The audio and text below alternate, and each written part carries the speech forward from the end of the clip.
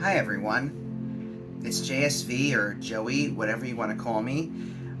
It has been quite some time, hasn't it? It's been about 2 years. Hold on, I'm wicked short. I'm gonna just raise my chair.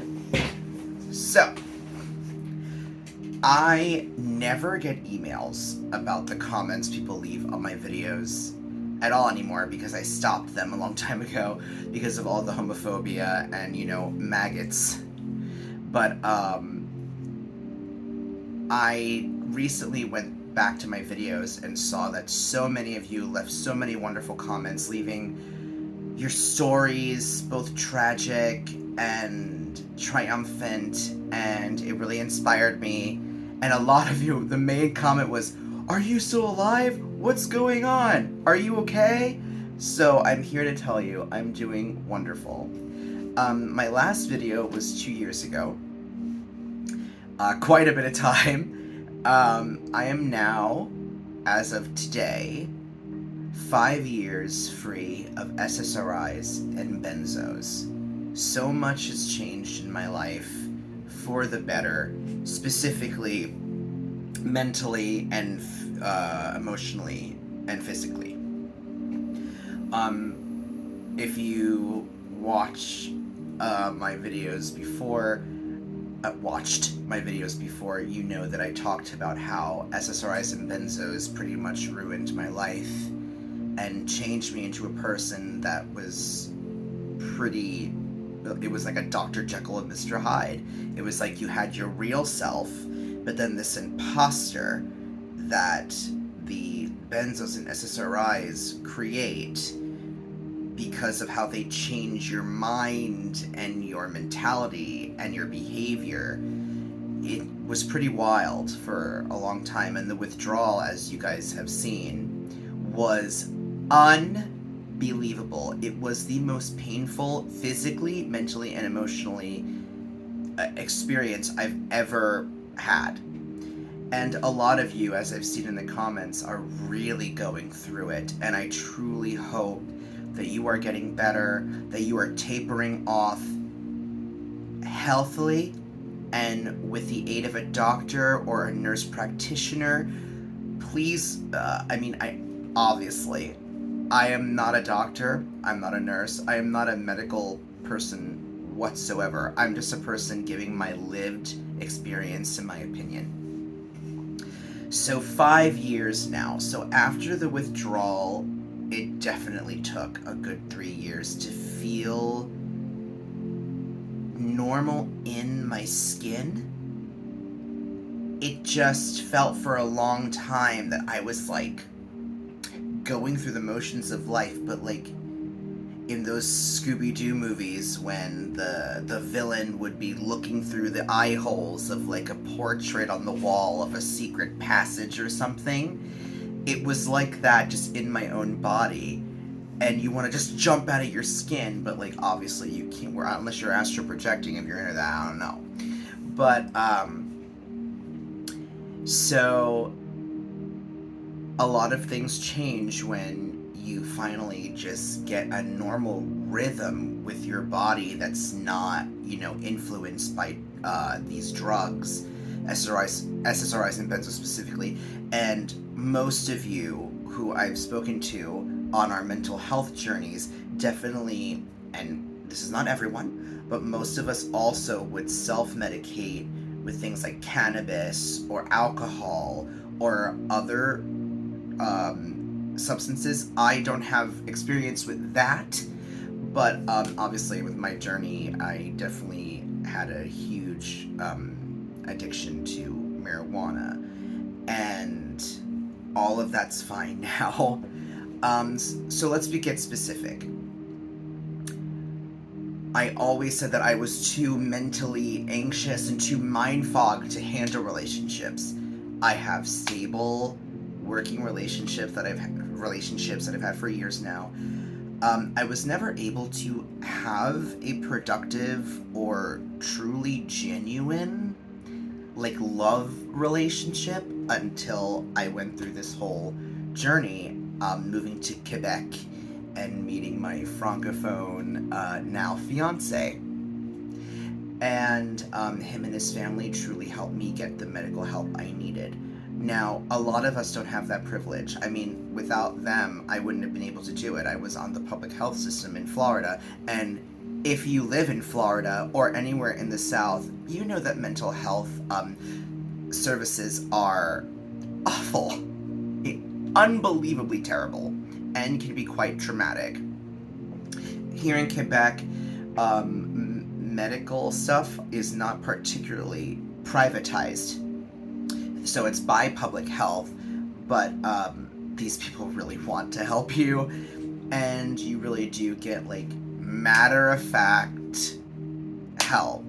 So if you've watched the videos, sorry that I keep repeating that, I weaned off for 2 years, very slowly in very small increments, and even that was so painful, and it did so much to my physical body, besides all the mental hell that I was going through. I'm sure a lot of you can relate. If you're tapering off right now, it is like, holy, shit. It's like, and then in my 3rd year, I just really felt like all the old things I used to love and all the things that I used to really have interest in, that you basically lose interest in when you're on these pills and these medications, came back. My 4th year, I was able to finish, I basically went to school for French language because I live in Quebec and I'm trying to be a good member of society. And when you move to a different country, you learn the language because it's respectable. And respectable or respectful? I don't know. I'm American. It's not gonna be it's not gonna be perfect. Calm down. So I did that, and yes, during that time, I think I've talked about it a little bit. As a lot of you have gone through with SSRIs or Benzos, with a job, with friendships, with school, you will miss days, weeks, maybe. You will not be able to participate like you want to because there's so much in here, so much chatter. But I got through French. I did not do it perfectly, but I got through it. And then right after, a month after, I gave myself a month to relax, and then I found a job at a pharmacy, and it was very interesting. You're speaking a new language and you're working on it, but though my boss was a terrible, horrible B word, I don't know why I'm afraid to curse lately, but I'm just gonna try to keep it as clean as possible. I had a terrible relationship with my boss, but everyone else in this environment made it worthwhile, and I was paid more than I ever in the United States, so I made it work. But the thing is, I lasted almost 2 years. That's never happened in my life, to keep a job for 2 years. That's a huge accomplishment, to be able to keep a commitment. And when I was on SSRIs and Benzos, I would jump from job to job within 3 to 6 months. I could not function. And then after that, as you guys know, I took a 7-year hiatus from theater after so much turmoil and not even burning bridges, freaking exploding bridges, because I was just not in the right mindset.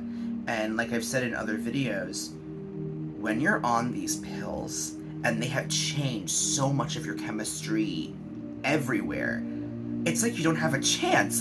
You're not giving your best self. You aren't your best self. You're whatever these pills have made you. Like I said, a Dr. Jekyll and Mr. Hyde cocktail.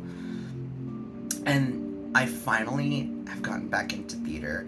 And not only have I gotten back into theater, but I'm doing extremely well, establishing and having genuine relationships that I am finally on a level where they're genuine enough to where I can lay my boundaries and know where I stand and just feel welcome and good about myself, even when, say, when there's people that you don't like. And now when I was on those pills, I had no, there was no filter, there was no, you have to do this to get by, you have to, play the game sometimes. That was just not an option for me. Now, if there's people I don't like, I set my boundaries and I stay civil. And I'm able to coexist in a sense. And that is something that's another accomplishment, because I was never able to do that. I mean, relationships were just not a possibility when I was on all those things. So, keeping a job. And also, when I did that job at the pharmacy, I called out in 2 years 6 times. That is unheard of in my old life with jobs. So I was very proud of that. And recently, for the past 7 months, I've been working at a restaurant, a vegan restaurant, besides doing theater and going to rehearsals and things. It's one of the hardest jobs I ever have experienced, working in a kitchen. It is high energy. You are multitasking like you wouldn't believe. You're doing 5 things at once while there's people coming at you. You know what I mean? And I was able to handle it. But boundaries. I knew that I wasn't being paid what I deserved. So I found a better job, which I start Monday, and I left. I gave my 2 weeks notice, which I've never done in my life. And I did it. I start my new job, and it pays more than I've ever been paid, period. I mean, the pharmacy and this last restaurant paid me more than I ever was paid in the US. But it's like more that, like, my eyeballs are popping out. Like, I'm just like, is this real? But yeah. So, I'm trying to think. Yes. A lot of the chunk of the withdrawal for the first 4 years after tapering off, the fatigue was so real. It didn't matter if I got up and, like, did a workout or something. I'm not talking like that. I'm talking about, like, just all day, like, there's a tiredness. You're getting through the day, you're doing what you have to do, but you're just always so tired. And I believe this past year specifically, that has kind of really just gone out the window, and I've been able to stay up later. I've been able to, wake up on time and, do what I need to do and not feel that exhaustion. So now when I'm tired, it's because I've done a huge workout, or I had a long day at work, or I had a very productive day. So another accomplishment, being able to feel things, with reason, besides, being so drugged up. So, like, when I'm tired, it's because I did a lot that day, and not because I'm, you know what I mean? So, well, I don't know, maybe you don't know what I mean, but if you've gone through this, you know what I'm talking about. So, I'm trying to update you. Got my theater, got my good work, a nice work relationship back. My relationship with my fiance is amazing. Communication. Before, with these pills, it was just rage.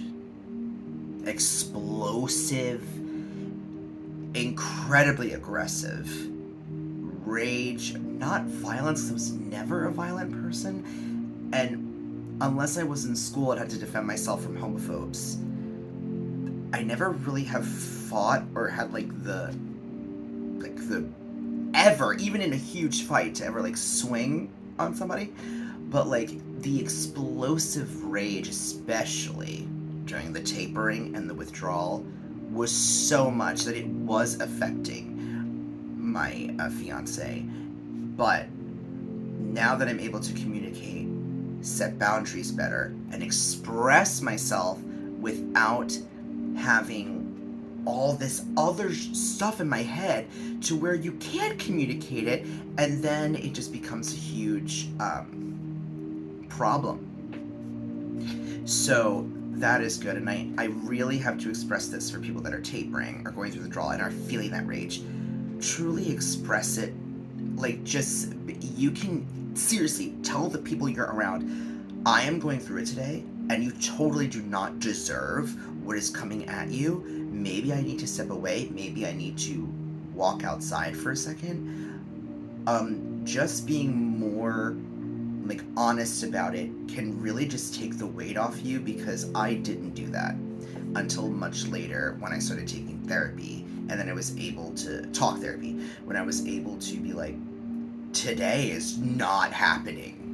We cannot be speaking about this because I am not at this place where I can communicate correctly. And by correctly, I mean calmly and respectful, and that's getting better. There are still times, so like cons, there are still times where I will feel so overwhelmed or have so much anxiety. That is truly the only thing I feel that has stayed. Like, I have depressive days, but they're days. And I don't mean like 1, 2, 3. I mean like there'll be a day where I'm super duper depressed, but at this moment in time, I'm able to go, there's truly no reason for this. It makes no rational sense. I have nothing to be depressed about.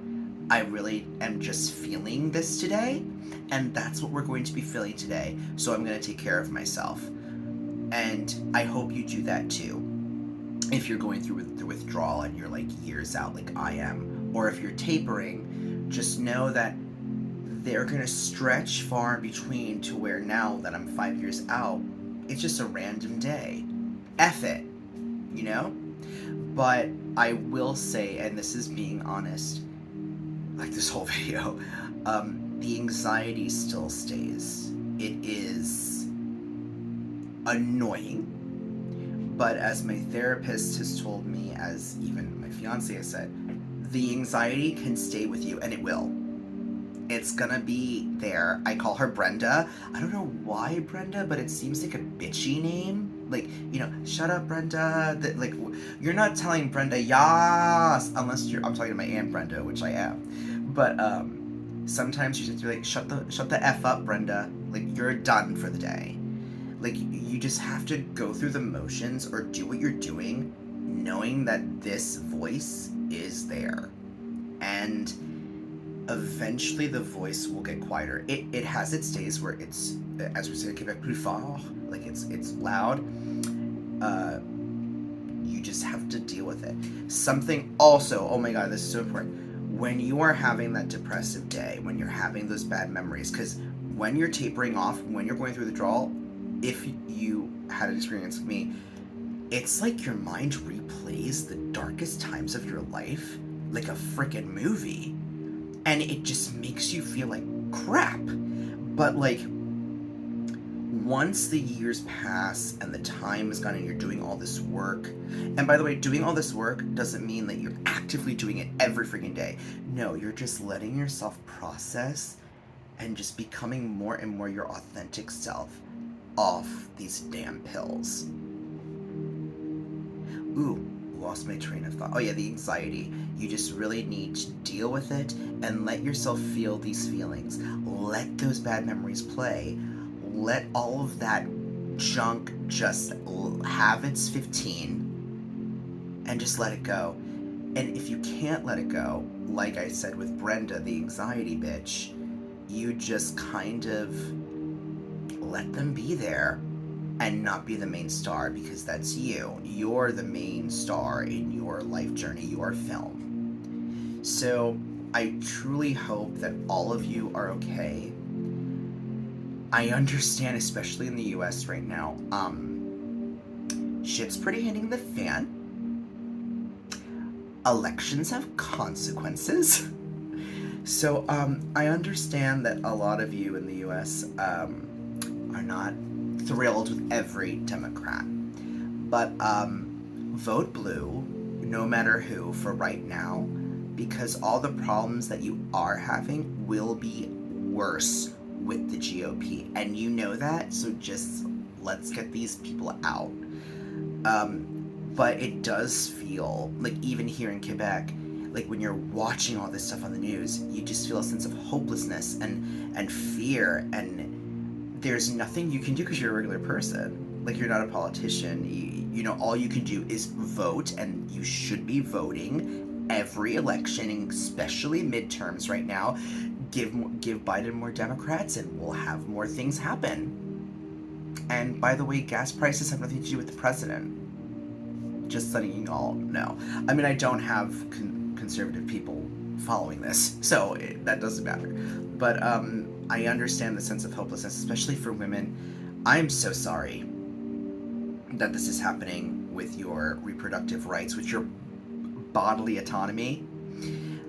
So if you are feeling that, I know that it's still going on. Yes, you're going to go vote, but sometimes, like I had to do from 2016 to 2019, sometimes you have to just turn off the news, stop reading the newspapers, and just watch a cartoon or something.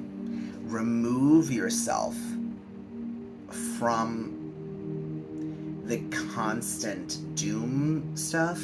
Like, Twitter is not your friend when you're going through withdrawal. Neither is a lot of social media. I stayed off it, especially during the worst of my withdrawal.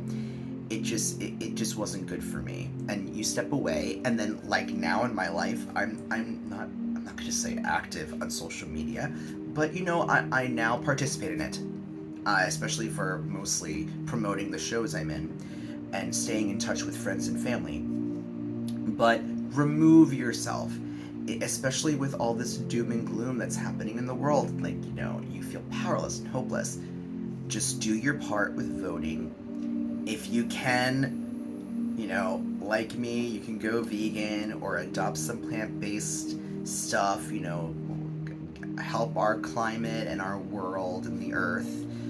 But other than that, try to be good to yourself. And I know that when, say, back in my old life, when I was literally raised in poverty, so self-care, that was like a joke to me. That was like funny. Like, what? Yeah, how is that possible? It is possible, even when you don't have funds. Taking a long bath. If you don't have a bathtub, take a hot shower. That's not exactly good for the environment, but sometimes you need to take a hot shower. Maybe even shut the light off and just leave your phone light on. Put on a nice podcast that you like. If you would like someone that's so lovely, not drama at all, that would really, I really suggest Bailey Sarian. She's like this girl who does makeup and talks about true crime or like spooky history. I highly recommend that, and all of it's true. She is heavily sourcing things, so you're not getting BS Fox News stuff. So I really recommend that. Anything that brings you joy. And there are some days when you are dealing with withdrawal from SSRIs and Benzos that you have no joy, that you are just sad and in this place, putting on an old movie, like or something that you were nostalgic about. Like, I watched The Worst Witch from 1986, Drop Dead Gorgeous, or a personal fave, Death Becomes Her. Any campy something, or play a board game or something. Anything that's a distraction, but a healthy distraction. If you are really in the thick of it right now and you're literally feeling all the pain and like the constant trips to the bathroom, the terrible insomnia, oh my goodness, that's the first 3 years off pills. So like not tapering, but off pills. Sleeping was like, will I sleep tonight? Or will I sleep when the sun comes up? It was really hard. The sleeping was very difficult. It's still, I'm not gonna lie, it is still very hard for me to get to sleep and stay asleep. I don't know if that's fully from my 12 years before these 5 years of SSRIs and Benzos, and the constant, like, if you're on SSRIs and Benzos, I guarantee you, they're probably giving you something to sleep, like either trazodone or the worst, Ambien, when you wake up in the night and you're eating a couch, or like in the kitchen making something to eat and you're like, wait, why am I here? Like something like that. If you're on Ambien, if you experience that, I'd love to hear about it, because that actually happened to me and my father, where you would just wake up in the middle of the night, but you wouldn't be awake. Yeah, these pills drive me crazy, because there are a lot of people who say that these pills work, that they could not survive without them, and that's fine. If it works for them, it works for them. For me, and for those of you watching and leaving me hundreds of comments, it did not. And for those of us, if we just had talk therapy and we're in a less toxic environment, it would have worked out better. So for us, these pills were poison and just made our depression or anxiety worse instead of helping. So for me, obviously, in summation, exercise, good relationships, learning boundaries, and just learning more about yourself. And also for me, I had to remove myself from my living, what I was living with in the very toxic environment. And what's wonderful is when I got out of my toxic environment through the years, my family got better. And they're now not just less toxic, but way more functional. Sometimes you do have to remove yourself if you have the opportunity, even if it's for a couple days, even if it's for a day. It's very difficult because there's money involved, and things like moving away, like I got to do, is not available to everyone. So whatever you can do within reason and in your own, safety, do for yourself. I don't have very much more to say, and I'm so sorry that I took so long, but I just didn't know if any of this, because it's really reiterating a lot of what I've said before. But now, I'm just in a much better and healthier place and a happier being. We'll touch on that before I go. Happiness. I was not raised in a happy family. I dealt with so much homophobia and bullying that I still have serious insecurities and self-confidence issues. But because of all this work I've done, there is happiness there. It's just very difficult to feel for long periods of time. But in time, with more being in this space, I'm sure it will happen. A lot of people say, and if you're, a spiritual woo-woo person like I am, a lot of our spiritual teachers will tell you, oh, happiness is a choice. Okay, well, that's bullshit. Happiness is something that isn't available to everyone. And it has to happen authentically. So when you have those moments of joy, when you are giggling and laughing and just really having a good time, really sit in that moment and enjoy it, and try to do as much of whatever it is that was, hopefully within your safety and rationality, to continue that feeling. Because going through what you're going through right now, especially in the thick of withdrawal or even tapering off, it can feel like such a hopeless and dark place. But I promise you, it does get better. Keep going. And oh my God, oh my goddess, it is extremely worth it. I'm so grateful for what I've been through and where I am now. Is it totally perfect and where I want to be at 34? No. I've lost, and so have you, we have lost so much time of our lives because of these pills and what they've done to us. But trust me, you can reclaim your time, and it will all work out if you stick with it. And in my case, I just really wanted my old self back, but I'm not my old self. I'm a new self that is able to healthily be the person I used to be in a new way and a healthier way.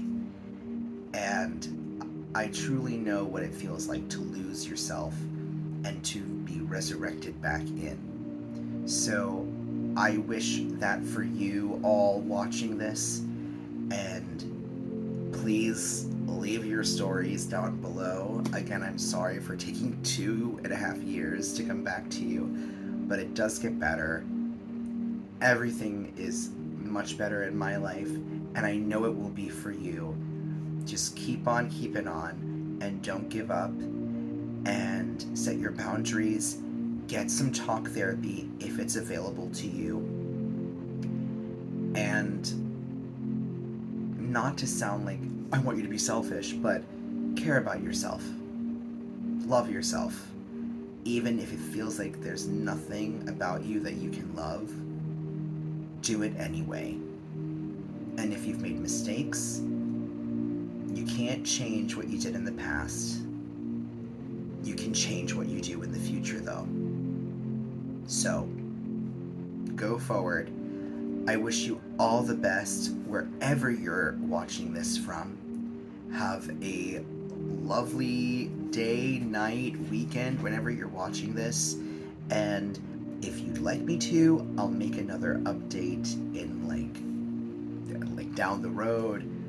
But thank you very much for watching. And thank you for being on this long journey with me. It's been a pleasure. Well, not the withdrawal, but, sharing my story with so many of you who've reached out to me. As we say here in Quebec, bonne journée, bonne soirée, mwah.